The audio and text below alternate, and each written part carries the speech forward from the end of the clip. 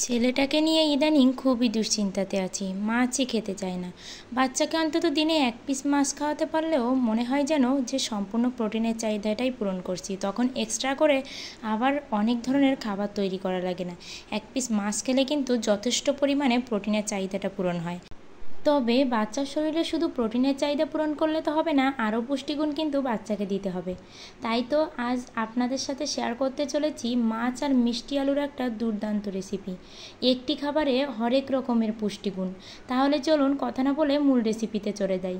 শুরুতে আমি এখানে 1 পিস মাছ ভালো করে কাটা ছাড়িয়ে বেছে নিয়েছি। এর ভিতরে দিয়ে দিচ্ছি মিষ্টি আলু।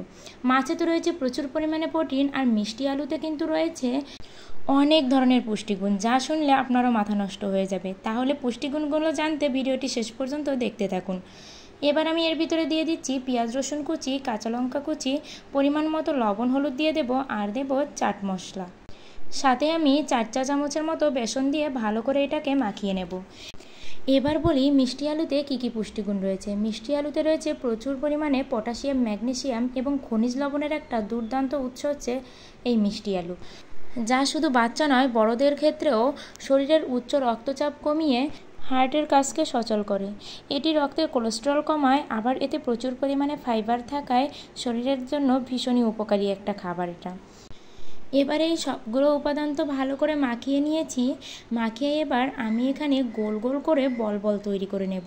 বাচ্চাদের খাবার আপনি একটু অন্যরকমভাবে তৈরি করলে তাদের খেতেও ভালো লাগবে, আবার মুখে রুচিও আসবে। দেখতে লোভনীয় মানে কি, বাচ্চাদের সবসময় আকর্ষণ করা খাবারগুলোই দিতে হবে, তাহলে বাচ্চা খেয়েও ফেলবে, আবার আমাদের চিন্তাও অনেকটা কমে যাবে।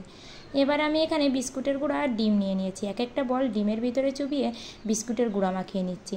হঠাৎ করে মাথায় আসলো যে বিস্কুটের গুঁড়া দিয়ে তো রোজই খাওয়াই, আজ একটু সিমাই দিয়ে ট্রাই করি। তাই তো বিস্কুটের গুঁড়ার জায়গায় সিমাইটা ঝুড়ো ঝুড়ো করে আমি ভেঙে নিয়েছি। নিয়ে ঠিক একইভাবে এই বিস্কুটের জায়গায় আমি সেমাই দিয়ে কোটিং করে নিয়েছি। এগুলো তো আমি বিস্কুট দিয়ে কোটিং করেছিলাম, আর এই অবস্থায় দেখুন আমি অনেকগুলো আছে সেমাই দিয়েও কোটিং করেছিলাম। দুটোই কিন্তু খেতে দারুণ লেগেছিল, আর আমার সোনাপুরো তো পুরো চেটেপুটে খেয়েছিল। এমন খাবার বাচ্চাকে বানিয়ে দিতে পারলে বাচ্চার পুষ্টি নিয়ে আর কোনো চিন্তাই থাকে না, যেন একটা খাবারে হরেক রকমের পুষ্টির একটা প্যাকেজ। এভাবেই কিন্তু বাচ্চাদের খাবারগুলো তৈরি করতে হবে, যাতে একই খাবারে অনেক ধরনের পুষ্টিগুণ থাকে।